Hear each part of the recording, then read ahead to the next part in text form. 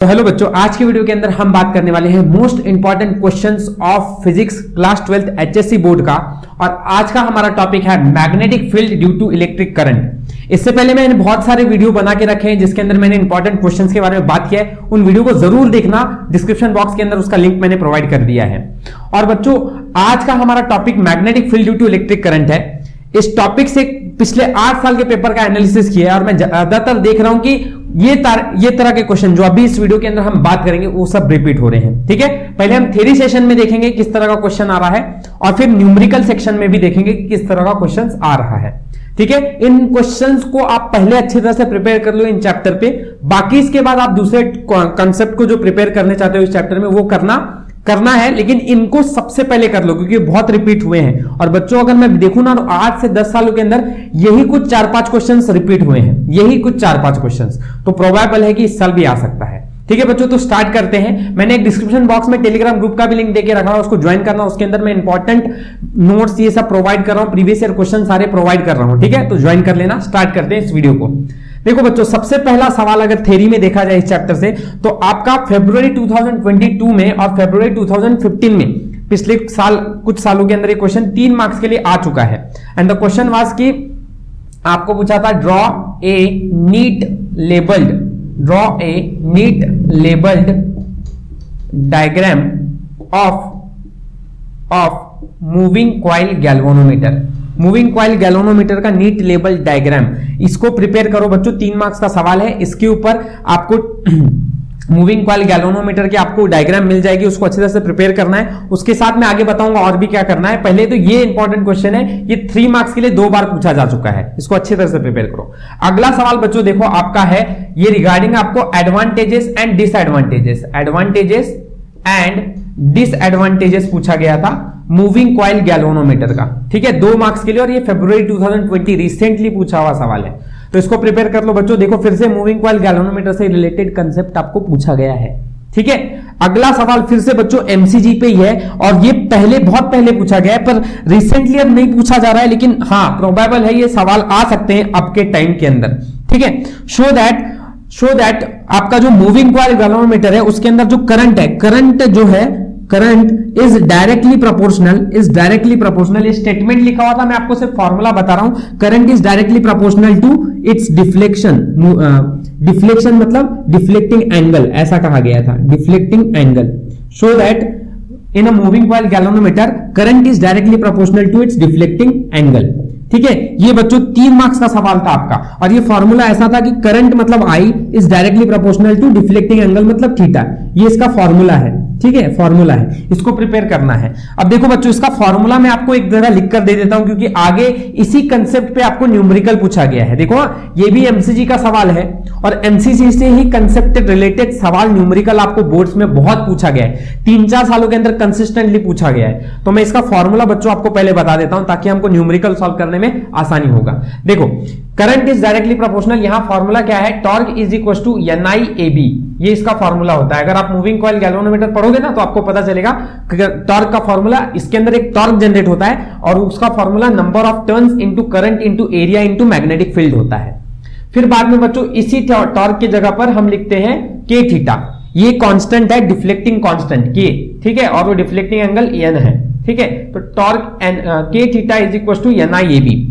अब उन्होंने क्या बोला है, आपको current directly proportional deflecting angle से बताना है। यहां देखो करंट है, यहां डिफ्लेक्टिंग एंगल है, तो I ये सारा का सारा जो है ये टर्म इधर चला जाएगा। तो मुझे बताओ बच्चों, I का फॉर्मूला क्या बन जाएगा, I का फॉर्मूला बन जाएगा K upon NIAB into theta, where ये सारा कांस्टेंट है तो I is directly proportional to theta.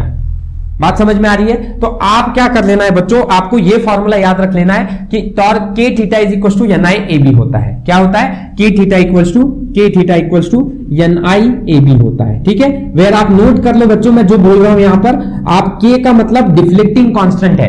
ठीक है, डिफ्लेक्टिंग कांस्टेंट है, टॉर्सनल कांस्टेंट है, इसको किसी भी नाम से बोला जाता है। याद रखना, कांस्टेंट वर्ड आ गया तो ये K है आपका, इसको डिफ्लेक्टिंग कांस्टेंट, टॉर्सनल कांस्टेंट, ये सारे नाम से बोला गया, या ट्विस्ट कांस्टेंट भी इसको बोला जाता है। ठीक है, ये नाम लिख लो, मैं जो बोल रहा हूं नोट कर लो, आपको एग्जांपल सॉल्व करने में हेल्पफुल होगा।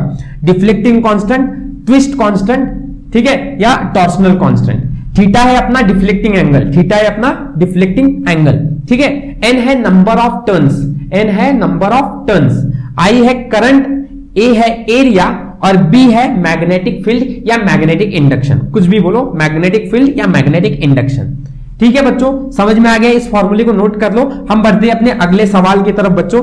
हमको अब इसको अच्छी तरह से प्रिपेयर करना है बच्चों। मैं एक बात यहां पे बता दूं, आप अगर इन तरह के क्वेश्चंस को अगर ध्यान से समझोगे ना तो आपको एक चीज समझ में आ रही होगी कि मूविंग कॉइल गैल्वेनोमीटर का सवाल आपको 22 में, 15 में, फिर 20 में भी पूछा गया है। बस सवाल में एडवांटेजेस एंड डिसएडवांटेजेस पूछा गया है। ये current is directly proportional to, ये भी आपका मूविंग कॉइल गैल्वेनोमीटर से रिलेटेड है। तो बच्चों आपको मूविंग कॉइल गैल्वेनोमीटर का कंसेप्ट जितना भी है ना अच्छी तरह से कर लेना है। इसके साथ इसके अलावा भी क्या हो सकता है, कंस्ट्रक्शन एंड वर्किंग पूछ सकते हैं। क्या पूछ सकते हैं, construction and working of moving coil galvanometer. तो बच्चों इसको प्रिपेयर कर लो। क्या कर लो, देखो क्या कर लेना है, सुनो मेरी बात ध्यान से, नोट करो इस चीज को। Draw a neat labelled diagram of moving coil galvanometer, also explain its construction and working, इसके कंस्ट्रक्शन एंड वर्किंग को एक्सप्लेन करो और इसके साथ current is directly proportional to deflecting angle, इसको भी प्रिपेयर कर लो। मतलब आपका ये पूरा का पूरा कंसेप्ट ही मूविंग कॉइल गैल्वेनोमीटर का कंप्लीट हो जाता है इसके हिसाब से।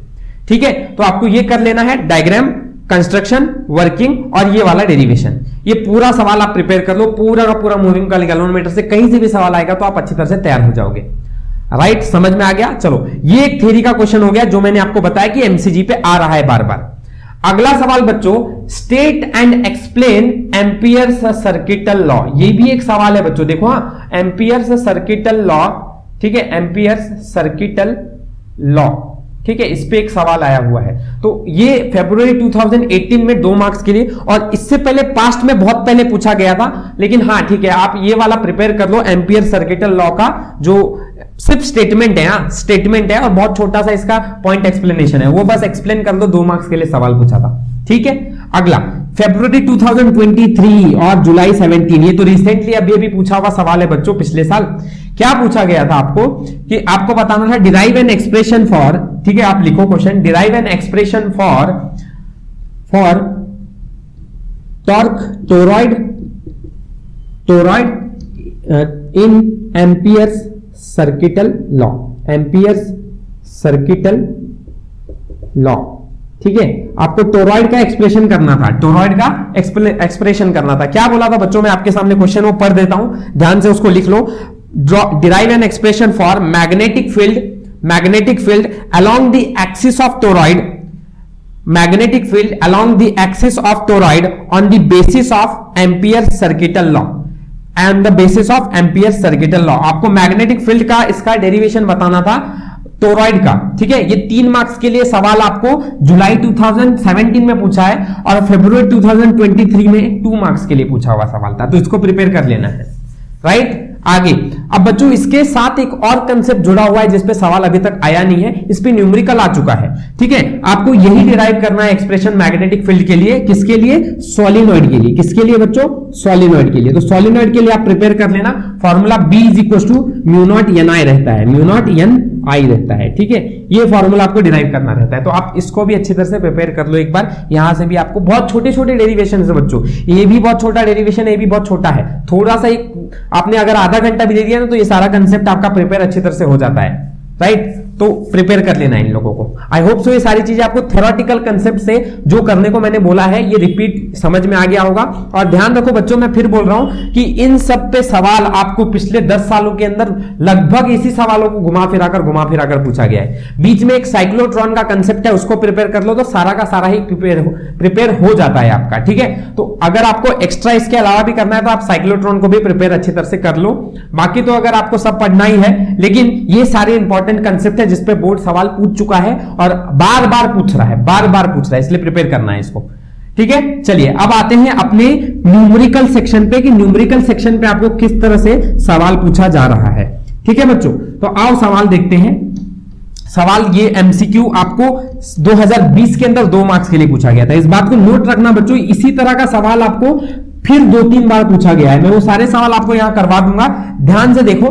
पहला सवाल हम अच्छी तरह से समझते हैं कंसेप्ट को, उसके बाद ये कंसेप्ट आ गया तो आगे की न्यूमेरिकल्स आपको मेरा वीडियो आगे देखने की जरूरत नहीं है, इतने में ही समझ में आ जाएगा और आगे आप अपने आप सॉल्व भी कर लोगे। चलो सबसे पहले तो ये गिवन डेटा हम देखते हैं। देखो एमसीजी मतलब मूविंग कॉइल गैल्वेनोमीटर, मैंने फिर से बोला गैल्वेनोमीटर से कनेक्टेड सवाल बहुत आ रहे हैं, आप प्रिपेयर ही करना है, इसको छोड़ना नहीं है इसे, ठीक है। अच्छा, moving coil galvanometer has 10 turns, कितना है 10 टन्स, मतलब आपको n की वैल्यू बच्चों दी हुई है 10 टन्स, ठीक है।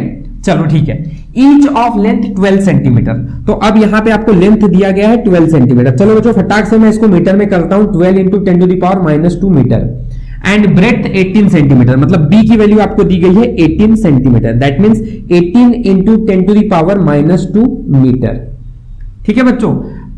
MCG carries current of 125 micro ampere, यहां पे करंट ये कैरी करता है 125 माइक्रो एम्पियर। बच्चों मैंने इस क्वेश्चन को थोड़ा शॉर्ट कर दिया है, ये बहुत ही बड़ा था, मैंने शॉर्ट कर दिया है। अगर ऐसा आपको क्वेश्चन, मतलब मैंने पूरा आइडिया दे दिया है इसके अंदर, पर फिर भी अगर आपको इन सारे क्वेश्चंस को अच्छी तरह से देखना है कि भाई किस तरह से पूरा सवाल पूछा गया था, तो मैं टेलीग्राम ग्रुप का लिंक जो डिस्क्रिप्शन बॉक्स में दिया हूं, वहां पे मैंने सारे पीडीएफ अपलोड करके रखे हुए हैं, फिजिक्स के, केमिस्ट्री के, मैथ्स के प्रीवियस ईयर के, तो उसमें जाकर आप लिंक डिस्क्रिप्शन बॉक्स में जाकर चेक करो और वहां प्रीवियस ईयर क्वेश्चंस की लिंक आपको मिल जाएगी, उधर आप देख सकते हो कि क्वेश्चंस किस तरह से पूछे गए हैं, राइट बच्चों। चलो, आई करंट 125 माइक्रो एम्पियर मतलब 125 into 10 to the power -6 ampere, ये सवाल आपको गिवन दिया है, and kept perpendicular to B, B means magnetic field, magnetic field, और वो कितना दिया हुआ है -10 टू द पावर -2, मतलब आपको b की वैल्यू -2 दी गई है टेस्ला। b मतलब मैग्नेटिक फील्ड है या मैग्नेटिक इंडक्शन, कुछ भी बोला जा सकता है, ध्यान में रखना, ठीक है। The twist constant is 12 into 10 to the power -9 newton metre per degree. Twist constant मतलब बच्चों मैंने पहले आपको बताया कि ट्विस्ट कांस्टेंट किसको कहा गया है, इस k को, तो k की वैल्यू आपकी कितनी है बच्चों, कितनी है 12 into 10 to the power -9 newton metre per degree. चलो कैलकुलेट डिफ्लेक्शन, कैलकुलेट डिफ्लेक्शन मतलब बच्चों क्या फाइंड करना है, थीटा फाइंड करना है आपको, क्या फाइंड करना है, थीटा। चलो ये गिवन डेटा है बच्चों, प्रॉब्लम बहुत आसानी से सॉल्व हो जाएगा, ये फॉर्मूला रखना है और कैलकुलेट कर लेना है। मैं बच्चों इसको थीटा के लिए फॉर्मूला बनाकर आपके लिए लिखता हूं, यहां पर यहीं पर लिखता हूं मैं, थीटा का फॉर्मूला क्या हो जाएगा बच्चों, NIAB divide by K, NIAB divide by K, बराबर है बच्चों। चलो तो इस हिसाब से मैं यहां फॉर्मूला की वैल्यू पुटअप करता हूं, थीटा निकालना है, n नंबर ऑफ टर्न्स है वो हमें 10 दिया है, कोई नहीं। एरिया मतलब बच्चों देखो ये 12, अगर आपको ये बोला गया है कि एमसीजी मूविंग लेंथ और ब्रेड्थ दिया हुआ है, मतलब आपका एक रेक्टेंगल शेप है, तो लेंथ इंटू ब्रेड्थ आपको मल्टीप्लाई करना पड़ेगा बच्चों। 12 into I think it is given is यहां पे 18 है, 8 है, सॉरी, यहां लेंथ 8 है, बाय मिस्टेक मैंने यहां पे 18 लिखा है, इट इज 8, ठीक है। तो 12 इंटू 8, 12 8 जा बच्चों 96 होता है, 12 8 जा 96 इंटू 10 टू द पावर -4 होगा, right, metre square. Length into breadth मतलब एरिया आपका क्या आ जाएगा, 96 into 10 to the power -4 metre square. मेरा ये बच्चों समझ में आ रहा है कि आप लोगों को मैंने यहां पे डायरेक्ट कर दिया है, लेंथ इंटू ब्रेड्थ, एरिया निकालने के लिए लेंथ इंटू ब्रेड्थ डायरेक्ट किया, is equal to 12 into 8 is 96 and -2 हो जाएगा, मीटर स्क्वायर यूनिट होगा, ठीक है। तो आपको एरिया मिल गया। करंट आपका बच्चों 125 इंटू 10 टू द पावर -6 दिया हुआ है, इंटू मैं एरिया अभी निकाल चुका हूं 96 into 10 to the power -4 into आपको बी दिया हुआ है, 10 टू द पावर -2, तो यहां पे मैं 10 टू द पावर -2 डाल देता हूं, डिवाइड बाय बच्चों कितना आएगा आपका k कितना है आपका, इस 12 इंटू 10 टू द पावर -9। चलो बच्चों 12 1 जा 12, 12 8 जा 96, 12 8 जा 96, -9 ऊपर जाके +9 हो जाएगा। बच्चों अब ध्यान से, मैं फटाफट कैलकुलेशन कर रहा हूं, आपको समझना है, जहां नहीं समझ में आ रहा है वहां पर वीडियो को पॉज करके ध्यान से समझ लेना कंसेप्ट को। 125 इंटू 8, 125 इंटू 8 बच्चों, 125 into 8 is comes out to be 1000, right, 125 into 8 comes out to be 1000, okay. Now -9 है बच्चों, ऊपर जाएगा +9 हो जाएगा, ध्यान से समझना बच्चों, ये -6 -4 -10 हो जाएगा, -10 और ये -2 -12 हो जाएगा, -12 और ये 10 है बच्चों, तो -12 इंटू 10 हो जाता है -11, तो ऊपर की तरफ -11 लिख रहा हूं मैं, और ये -9 ऊपर लेके जा रहा हूं, दैट बिकम्स +9, तो -11 में से अगर +9 जाएगा बच्चों तो कितना आएगा मुझे बताओ, कितना आएगा, ये 10 टू द पावर -2 आएगा, ठीक है। अब -2 है तो ये 2 पॉइंट पीछे शिफ्ट हो जाएगा, तो आपका 10 आएगा, तो थीटा की वैल्यू बच्चों आपको 10 डिग्री मिली, कितनी मिली, 10 डिग्री मिली, 10 डिग्री ये डिफ्लेक्टिंग एंगल है आपका, एकदम आसान कैलकुलेशन, एकदम मैथमेटिकल, एकदम इजी कैलकुलेशन, डिग्री, ठीक है। आसान से समझ में आ गया होगा। आई होप सो वीडियो अच्छी तरह से, कुछ प्रॉब्लम नहीं होगा इस कैलकुलेशन। जहां प्रॉब्लम रखा है वहां पे वीडियो को पॉज करो, कमेंट सेक्शन में मेरे को सवाल पूछो, मैं उसका जवाब दे दूंगा आप लोगों को, ठीक है। अगले क्वेश्चन की तरफ आप यहां से बढ़ते हैं। देखो फरवरी 2020 आराम से आपके 2 मार्क्स हाथ में आ गए एकदम आसानी से, ठीक है। चलो बच्चों अगला सवाल अब मैं जो है वो रिसेंटली आपको 2018-20 के बाद 18 में और 17 में ये 2 बार कंसेप्ट पूछा गया है। आओ चलो देखते हैं क्या क्या है, ठीक है। आओ देखते हैं क्या दिया हुआ है। देखो बच्चों सेम क्वेश्चन है, कंसेप्ट में क्या है, अब मैं यहां पे है ना इस डेटा को ही थोड़ा बहुत यूज करूंगा। क्वेश्चन सेम है, अ रेक्टेंगुलर कॉइल, यहां पे स्टार्ट करते समय इन्होंने अ रेक्टेंगुलर कॉइल बोला है, हैज क्या बोला है 100 टन्स, 10 टन्स की जगह पर आपको 100 टन्स दिया हुआ है, ठीक है, ठीक है। तो मैं यहां पे क्या करता हूं, जो डेटा दिया हुआ है उसको मैं यहां पर लिखता हूं 100 टन्स, ठीक है। ईच ऑफ लेंथ 1 मीटर, यहां 12 सेंटीमीटर की जगह पर डायरेक्ट उन्होंने वैल्यू दी है 1 सेंटीमीटर, ठीक है। कितना दिया हुआ है 1 सेंटीमीटर, तो 1 सेंटीमीटर दिया है बच्चों, तो आप लोगों को वहां पर क्या लेना पड़ेगा, ओके लेंथ लिखूंगा मैं 1 × 10⁻² मीटर, राइट, समझ में आ रहा है। आगे इसके बाद आपको ब्रेड्थ बोला गया है, यहां पे ब्रेड्थ बोला गया है 0.5 सेंटीमीटर, बी की वैल्यू आपको कितनी दी है 0.5 × 10⁻² सेंटीमीटर दिया, इसलिए मैंने मीटर में कन्वर्ट कर लिया। Is suspended in radical magnetic field, अब यहां पे आप लोगों को करंट की वैल्यू नहीं दी है, मतलब ये स्टेटमेंट यहां से चला गया है, गायब हो गया, ये स्टेटमेंट नहीं है।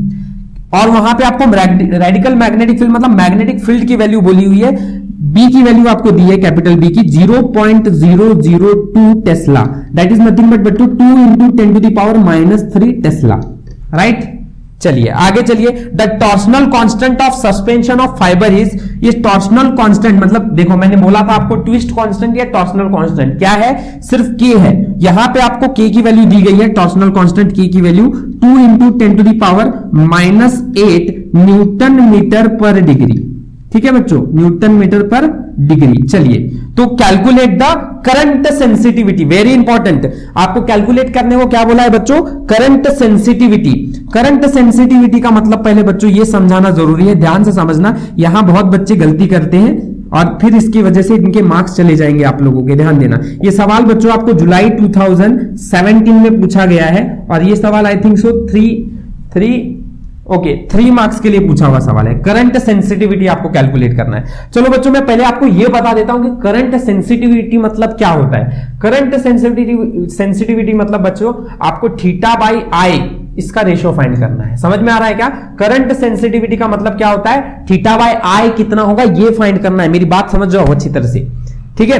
अब इस हिसाब से आप अगर इस फॉर्मूले को अरेंज करोगे, ठीक है, फॉर्मूला यही लगाना है, k θ लगाओ बच्चों NI/AB। चलो बच्चों मुझे बताओ θ/I मतलब θ/I में इधर लेके आऊंगा, will be equal to NAB/K।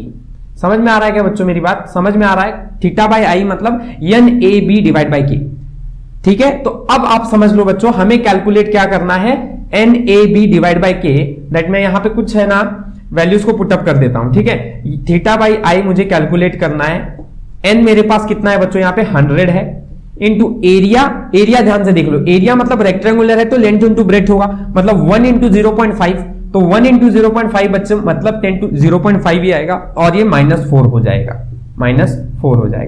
b कितना है 2 × 10⁻³ बच्चों टेस्ला, डिवाइडेड बाय k कितना है आपका, k दिया हुआ है 2 × 10⁻⁸, तो 2 से बच्चों 2 कैंसिल हो जाएगा, ठीक है। ये -8 ऊपर जाके +8 हो जाएगा, -7 और ये +8 बिकम्स +1। तो देखो हाँ बच्चों 100 ऑलरेडी है, 100 × 0.5 इंटू यहां मेरे पास +1 हो जाएगा, तो ये 1000 होगा, नहीं तो मैं 10 से मल्टीप्लाई कर दे तो 5 हो गया, 5 को 100 से मल्टीप्लाई किया बच्चों तो 500। देखो याद रखना ये डिग्री पर एम्पियर आएगा, ये θ/I की वैल्यू आ गई, मतलब करंट सेंसिटिविटी आपका 500 डिग्री पर एम्पियर आ रहा है, क्या आ रहा है, पर एम्पियर आ रहा है, ठीक है बच्चों। ये जुलाई 17 में पूछा गया था।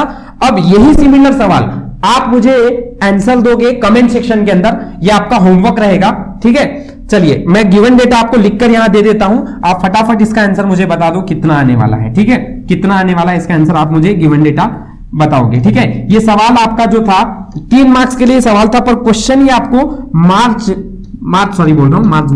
फरवरी 2018 में पूछा हुआ सवाल है और 3 मार्क्स का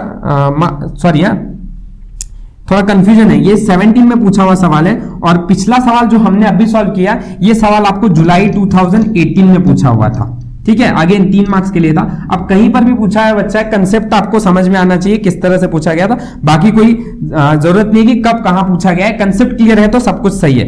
चलो बच्चों, अगला सवाल आपको ये दिया गया है कि आपका नंबर ऑफ टर्न जो है वो उन्होंने 100 ही रखा हुआ है। ठीक है, नंबर ऑफ टर्न जो है वो 100 है। ठीक है, और बाद में आपको डायरेक्ट यहां पे इन्होंने एरिया दिया है। क्या दिया है? एरिया दिया है आपको 15 सेंटीमीटर स्क्वायर। चलो आप इसको कैलकुलेट कर लोगे बच्चों और मुझे आंसर बताओगे। इसका 15 इंटू 10⁻⁴ मीटर स्क्वायर आएगा। ठीक है, आगे आप कैलकुलेट कीजिए। बाद में आपको बी की वैल्यू दी है बच्चों, बी की वैल्यू दी हुई है 0.03 टेस्ला। ठीक है, टॉर्सनल कांस्टेंट की बच्चों आपको value 15 into 10⁻⁻10 Newton metre per degree दिया हुआ है। ठीक है, न्यूटन मीटर पर डिग्री दिया हुआ है। और आपको सेम पूछा गया कि करंट सेंसिटिविटी कितना होगा, करंट सेंसिटिविटी कितना होगा। तो ठीक है बच्चों, ये कैलकुलेशन आप मेरे को होमवर्क है, आप कमेंट सेक्शन में मुझे इसका आंसर बताओ और यहां पे हम इस वीडियो को खत्म करेंगे। आई होप सो ये क्वेश्चंस आपको अच्छे लगे होंगे, मेरा एनालिसिस अच्छा लगा होगा। ये क्वेश्चन सही से अच्छी तरह से प्रिपेयर कर लो बच्चों। 8 से 10 साल के पेपर का एनालिसिस है, बार बार जो कंसेप्ट रिपीट हुए मैंने वही बताया इस वीडियो के अंदर। सबसे पहले इन्हीं को प्रिपेयर करना है आपको, इसके बाद ही आप दूसरे किसी कंसेप्ट के ऊपर ध्यान दो। आई होप सो वीडियो बच्चों आपको अच्छा लगा होगा। लगा है अच्छा तो लाइक शेयर एंड सब्सक्राइब जरूर करना है। Thank you for watching. हम मिलते हैं अपने नेक्स्ट वीडियो के अंदर।